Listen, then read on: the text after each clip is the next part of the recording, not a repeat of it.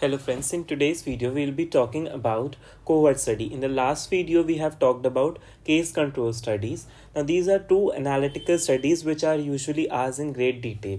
So now these cohort studies have a major difference from the case control study is that the direction of inquiry is forward in time. So let's start with this. So cohort study is a type of analytical study which is usually undertaken to obtain additional evidence to refute or support the existence of an association between the suspected case and the disease. Okay, so it is a type of very clear that the analytical studies are always taken for testing the hypothesis that is created by the descriptive studies, and in that addition you have cohort studies also. Now these studies are also known as prospective studies or longitudinal study or incidence study or forward looking studies. These are the another names. Now these studies have three features. The first feature is that here the cohorts are identified prior to the appearance of the disease. So that means in case control study we were going from effect to cause. Now here we are going from cause to effect. That means we have the disease present but not we have the risk factor present but not the disease. So cohorts are identified prior to the appearance of disease under investigation. Then the study groups so defined are observed over a period of time to determine the disease among them. So you have to follow up these cases over a period of time to see the presence or occurrence of the disease in them. And the third is that the study proceeds from cause to effect. Now if you here see the direction of inquiry, the direction of inquiry is forward in time. That means it is going forward in time, and the direction of inquiry is also in the direction of the time only. So here you have a population that is without the disease. Then one of part of the population gets exposed, the other part does not get exposed.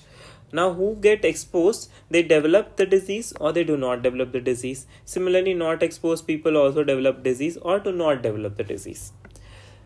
So that is the study design. Now coming to the types of cohort studies. When you talk about types of cohort study, you have prospective, you have retrospective, and then you have ambispective.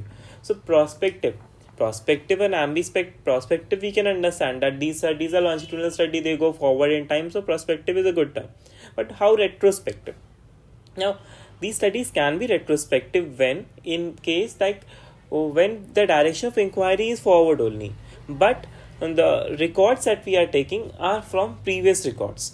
अगर हम hospital record से follow up करें, मतलब हम follow up तो cause से effect की तरफ ही जा रहे हैं, पर हम पुराने रिकॉर्ड से फॉलो अप कर रहे हैं कि हमने ये देखा कि ओपीडी में जो अभी तक 10 साल से पेशेंट आ रहे हैं उनमें उनको 10 साल पहले हमने चूज किया, ठीक है, 10 साल पहले का उनका रिकॉर्ड निकाला, देखा कि उनको क्या था क्या नहीं था, फिर हमने उनको किसी एक दूसरे डिजीज के लिए जो उनको आगे चल के डेवलप हो गया या नहीं हुआ उसके लिए हम फॉलो अप करते हैं. तो हम फॉरवर्ड ही टाइम जा रहे हैं, बस रिकॉर्ड हमारे पुराने. That is known as retrospective cohort study.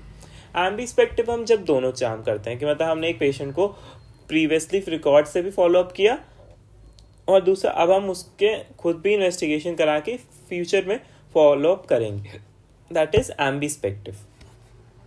So examples of prospective cohort are Doll and Hill's study on cancer and Framingham's heart study. Framingham heart study is very famous study. Doll's and Hill's study on cancer gives you criteria for association. So Doll's and that is known as Hill's criteria. There are 6 criteria. So you have to remember that also. We will be talking in some other video about that. Then is retrospective study. Example is the fetal monitoring of the neonatal death. Neonatal deaths हो गई, उनमें हमने देखा कि इनके foetal monitoring जो हमने पहले कर रखी थी उसमें ऐसा क्या था जिससे इनकी डेथ हो गई, तो हम कॉज से इफेक्ट पे आए, इफेक्ट से कॉज पे नहीं गए. तो direction of inquiry is that what matters the most. Then ambispective के एग्जांपल है Court Brown and Doll study for effects of radiation. Now what are the elements of a cohort study, rather steps of a cohort study? First of all you have to study the selection of study subjects. किस में आपको करना है, cohort आपको choose करना पड़ेगा. Cohort is a group of people sharing similar characteristics based on your study only. Then second point is obtaining data on exposure. So cohort members you can either find them directly, or you can do that by review of records or by medical examination or test or by environmental surveys. Third is selection of comparison groups. So you have to compare. So you need a control group, as like in case control study we had a control group. Similarly here you have a comparison group. So there can be internal comparison. You can be comparing, like if you take all MBBS students and we start comparing MBBS students with MBBS students, that is internal comparison. When we compare MBBS students with non-medical students or paramedical students, that is external comparison. And then they can be comparison with the general population rate. ये जो MBBS में बच्चे हैं 18 से 25 साल तक के, वो और जो आम बच्चे हैं 18 से 25 साल के, उनमें क्या है, that is comparison with the general population rate. The third step is follow up. Follow-up can be again done by periodic medical test or by reviewing physician or hospital records or by model questionnaires. And then finally you do analysis where you get the incidence rate, attributable risk, relative risk and population attributable risk. Incidence क्यों मिलता है? क्योंकि हम follow-up in time कर रहे हैं ना, forward in time कर रहे हैं follow-up, तो you can get incidence. Incidence is number of new cases. Number of new cases तब भी मिलेंगे ना जब forward in time जाएंगे हम. Now what is the advantage and disadvantages? Advantage is that you can get here incidence. There only prevalence was to be found in cross-sectional studies. Then several outcome studies can be simultaneously studied. क्योंकि बहुत सारे outcomes हो सकते हैं कि exposure से, तो वो सब एक साथ पढ़े जा सकते हैं. There is a direct estimate of relative risk you can calculate. Dose response rate can be calculated and bias is minimized. अब forward in time को नहीं पता क्या होने वाला क्या नहीं होने वाला, तो that way bias is minimized. The disadvantage is that large number of people you have to choose. Then loss to follow up. There is long time loss to follow up. Then they can be take long time to happen. Administrative issues are there. Then there is attrition. Attrition means loss to follow up.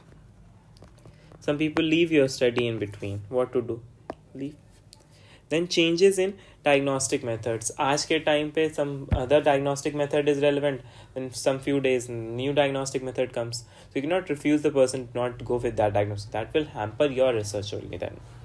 Then selection of comparison group, and this is expensive, so not used for rare disease. Rare disease के लिए क्या होती है? Case control होती है. So now what is the difference between case control study and cohort study? That is usually asked here. The first difference is it proceeds from effect to cause, case control, and cohort is from cause to effect. This starts with disease, this starts with people. Here few subjects are there, here large number of subjects are there. Here quick result is there, there is long follow-up. No attrition. Here only odds ratio is calculated. Here relative risk, population attributable risk, and then attributable risk can be calculated. This is inexpensive, this is expensive. This is for rare disease, this is not suited for rare disease. So these are some of the differences between these two types of studies. Thank you so much.